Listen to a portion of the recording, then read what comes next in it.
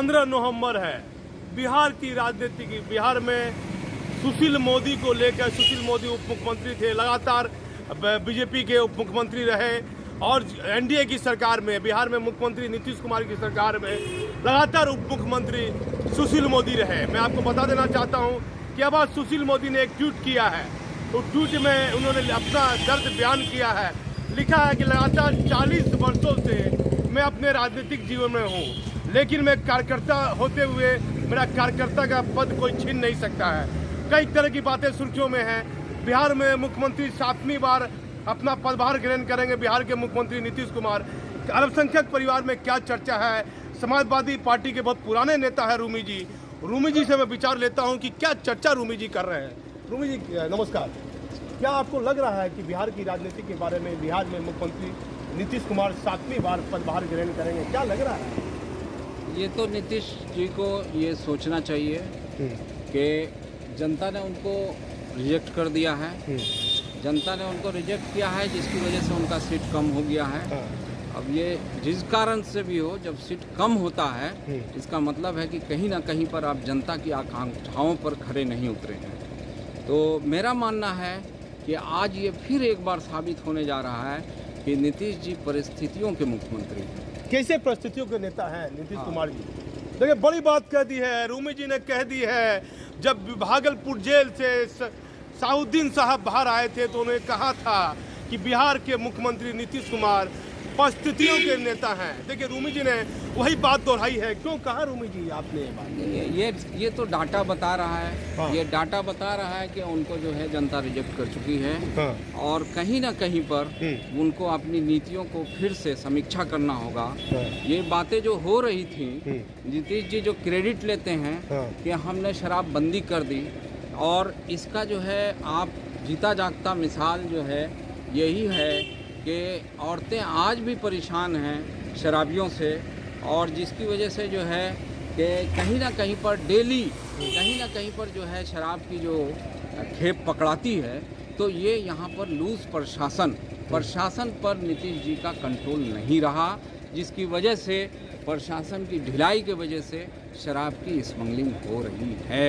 देखिए, रूमी जी ने कह दिया, बहुत बड़ी बात कह दी है कि लगातार बिहार के मुख्यमंत्री नीतीश कुमार ये बयान देते हैं कि महिलाओं से पूछिए कि शराबबंदी का क्या असर है। इन्होंने कहा कि नहीं, शराब बिक रही है और अभी भी बिहार की महिलाएं काफ़ी परेशान है कि शराब बिक्री हो रही है, और इसके लिए प्रशासन को जिम्मेदार ठहरा रहे हैं। रूमी जी, प्रशासन को क्यों जिम्मेदार ठहरा रहे हैं? इसलिए कि प्रशासन अगर चाहे, आप पहले सुनते होंगे कि एक बहुत कड़क दरोगा, जिसको दरोगा बाबू बोला जाता था, ये दरोगा साहब एक कड़क दरोगा आते थे तो इलाके का इलाका जो है वो जो है जितना चोर उचक्का जो है गुंडा भाग जाता था। लेकिन आज क्या वजह है कि एक शहर में 4 DSP, 5 DSP, SP, SSP, DIG, IG जिस शहर में है उसमें क्राइम नहीं रुक रहा है। तो आखिर कहीं ना कहीं पर तो प्रशासन और नेता का कहीं ना कहीं जुगलबंदी है, जिसकी वजह से प्रशासन अपना ठीक से काम नहीं कर रहा है, और उसको कहीं ना कहीं पर इन लोगों को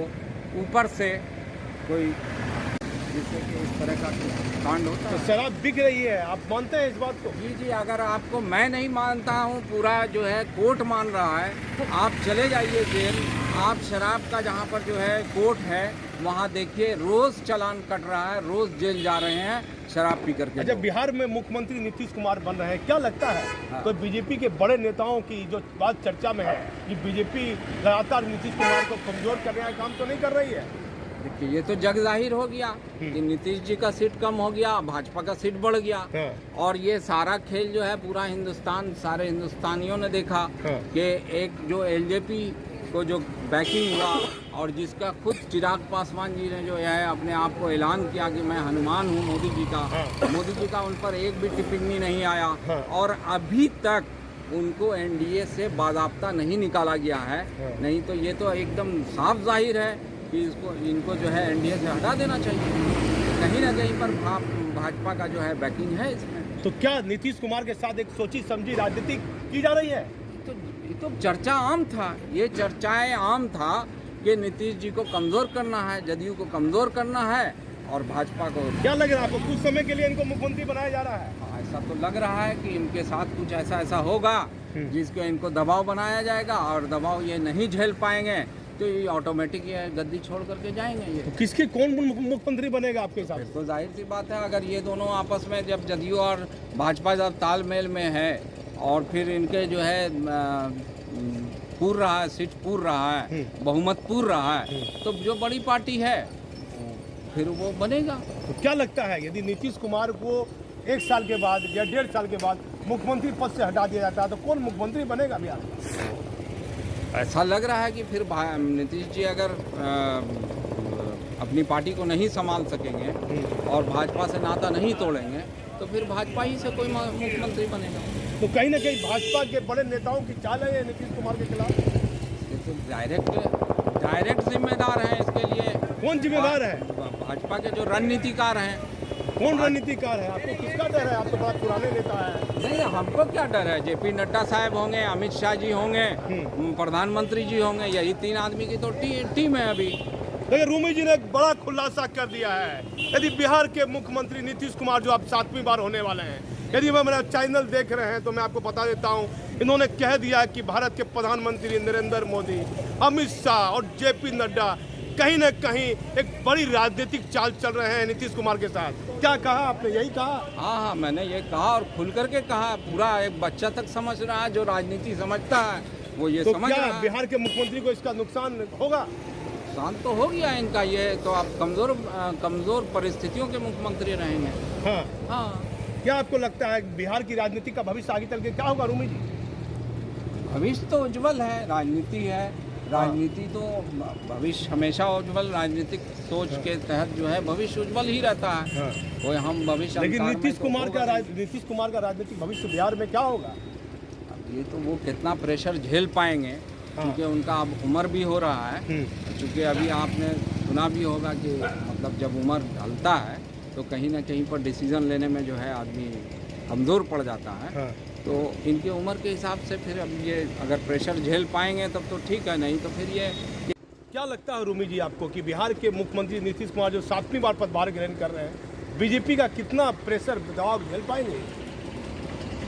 देखिए, नीतीश जी ने पहले भी जिनको ये बोलते थे कि बच्चे हैं, और तेजस्वी जी के बारे में बोलते थे कि ये बच्चे हैं और वो उप मुख्यमंत्री थे, उनका जब दबाव ये नहीं झेल पाए और राजद छोड़ करके भाजपा ज्वाइन कर लिया, जिसके बारे में बोला था कि मर जाएंगे, मिट जाएंगे, मिट्टी में मिल जाएंगे, लेकिन जो है भाजपा के पास नहीं जाएंगे, जब वहाँ चले गए ये भाजपा की गोद में बैठ गए, तो ये जबकि अब तो ये ऐसा लग रहा है कि मोदी जी का, नड्डा जी का, अमित शाह जी का, इनका दबाव तो ये झेलने लायक ही नहीं है, चूर चूर हो जाएंगे नीतीश जी। ये बड़ा खुलासा है वो कर दिया।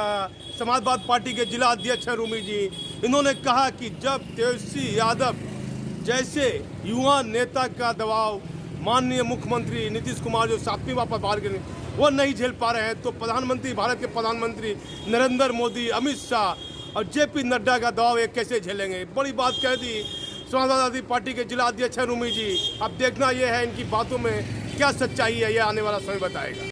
मैं सैयद असद इकबाल उर्फ रूमी, समाजवादी पार्टी का वरिष्ठ कितने नेता। सालों से आप राजनीतिक में हैं रूमी? मैंने 2004 में समाजवादी पार्टी को ज्वाइन किया था और तब से मैं आज तक समाजवादी पार्टी में हूँ।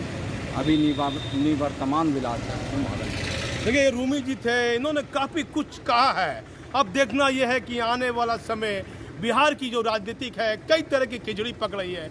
कहीं ना कहीं रूमी जी की बात सच भी दिख रही है कि बीजेपी के कई बड़े नेता कहीं नीतीश कुमार के साथ एक बड़ी चाल तो नहीं चल रहे हैं। अब देखना यह है कि इनकी बातों में कितनी सच्चाई है, आने वाला ये समय बताएगा। मैं भागलपुर से दीपक नौरंगी।